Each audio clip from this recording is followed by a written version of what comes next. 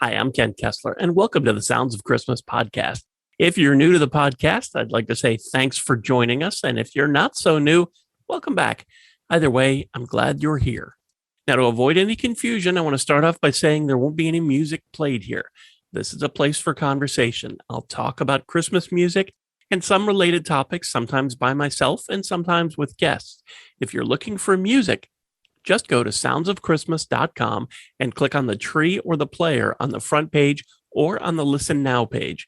We play the best variety of Christmas music all year long. Well, except in October, when we play the best variety of Halloween music.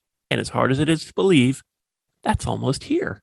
I sort of did a podcast about this a few months back, and I posted a blog about it every year for at least a decade. Starting on October 1st, the Sounds of Christmas becomes the Sounds of Halloween.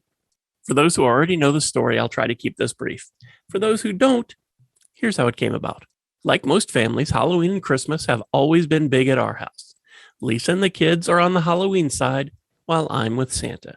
I learned long ago not to try and convert any of them. I think what happened one time at Disneyland illustrates it best. In one of the studios at California Adventure, you can use this machine to determine which hero or villain you are. I was Tarzan. All three of them were villains. You get the idea. So each year, as we move toward October, I get super busy working on the new season of The Sounds of Christmas, loading lots of new music. And to make this process go a little smoother, I shift our on-air programming focus to the spooky season. I admit mostly this was just for my family. I played Halloween music while I kicked the tires and otherwise made sure everything was set to go for the coming season. But over the years, I've found there are a lot of other people that love Halloween too. So I've expanded the playlist, and I hope you have a good time with the Sounds of Halloween. So, what does it mean to be the Sounds of Halloween? Quite simply, it means that instead of Christmas music, I play Halloween music. So then you're probably asking, well, what exactly is Halloween music? Halloween music is its own thing, a genre that isn't really officially recognized, but when you think about it, it kind of seems obvious. Monster Mash, Purple People Eater, Ghostbusters. Halloween music includes songs about things you associate with Halloween. Ghosts, monsters, werewolves, vampires, witches. Some songs are scary stories, and some are about candy or trick-or-treating. Some songs come from scary movies and TV shows, and some of those are pretty creepy, and some of them are kind of funny, and many are somewhere in between. I do want to say that while there are some kids' songs, like The Count from Sesame Street, a few of the songs have bad language, and some of the themes of some songs are straight out of horror movies.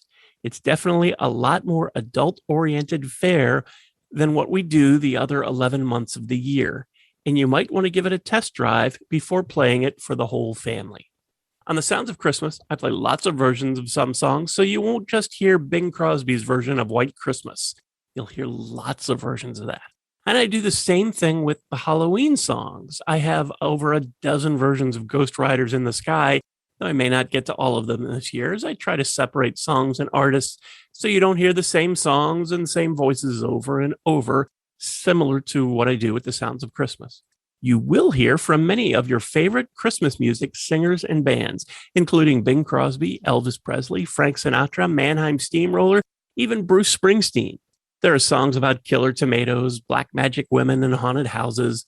There are songs about alien invasions, invisible men, and over 20 takes on I Put a Spell on You, although I probably won't get to all of those either. I play lots of Disney songs from movie villains and from spooky shows on the Disney Channel and Disney Plus. I also have at least half a dozen songs from Mystery Science Theater 3000. To give you a better idea, here are a dozen songs from my Sounds of Halloween library that I listened to as I put this together. The Misfits, Cockroach That Ate Cincinnati. Tom Petty, Zombie Zoo. Ella Fitzgerald, Two Little Men and a Flying Saucer. Shakira, She-Wolf. Chuck Berry, Downbound Train. Brian Ferry, Sympathy for the Devil. The Hollies, Witchy Woman. Atlanta Rhythm Section, Spooky. The Dickies, Monster Island. The Last Word, Sleepy Hollow. Ready for the World, Somebody's Watching Me. And Tony Bennett, That Old Black Magic. That's actually a pretty good list to illustrate the point about multiple versions of songs by different artists. Rose and the Arrangement originally did The Cockroach That Ate in Cincinnati. And the Rolling Stones did Sympathy for the Devil.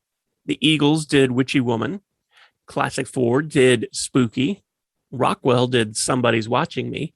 And lots of singers have recorded versions of That Old Black Magic, including Bing Crosby, Frank Sinatra, Bob Dylan, Judy Garland, and Rod Stewart, just to name a few.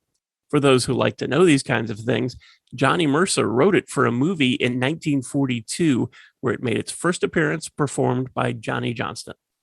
I hope you enjoy our annual celebration of Halloween, which is just around the corner as I'm recording this about a week before the 1st of October. And then just after Halloween night, the new season of The Sounds of Christmas will begin. We try to make it as easy as we can to listen to The Sounds of Christmas and The Sounds of Halloween. And for those who haven't discovered us yet or haven't listened in a while, there are 3 pretty simple ways to tune in. First, go to our website, www.soundsofchristmas.com. Then just click on the player on the front page or on the Listen Now page. This way you can listen to us as long as you're on that page, even if you open other windows. Second, you can click on the tree that's on the front page right between the embedded player and the news headlines, or the tree on our Listen Now page. That opens a pop-up player or a new page, depending on your browser.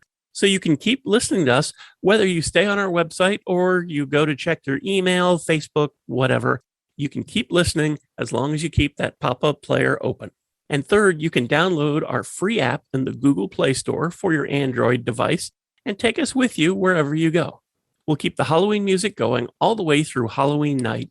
Then on November 1st, it's back to the best variety of Christmas music with all your favorite tunes and artists, along with hundreds of brand new songs. I'm really excited about this year's upcoming season, and I can't wait to share it with you. Thanks so much for listening and helping this podcast continue to grow. We're on around 24 different podcasting sites. And since you're listening to this now, you've obviously found us somewhere. But if there's another site you like to use for podcasts, check out our podcast page on our website for the complete list of everywhere you can listen to the Sounds of Christmas podcast. And again, the website is www.soundsofchristmas.com. Then just click on the podcast tab. For the Sounds of Christmas station, to listen to the music, you'll need to stick with our website or our app from the Google Play Store. If you have comments or suggestions, feel free to reach out to me on social media or through our website. Thanks again. And may you always believe in Santa Claus and the Great Pumpkin.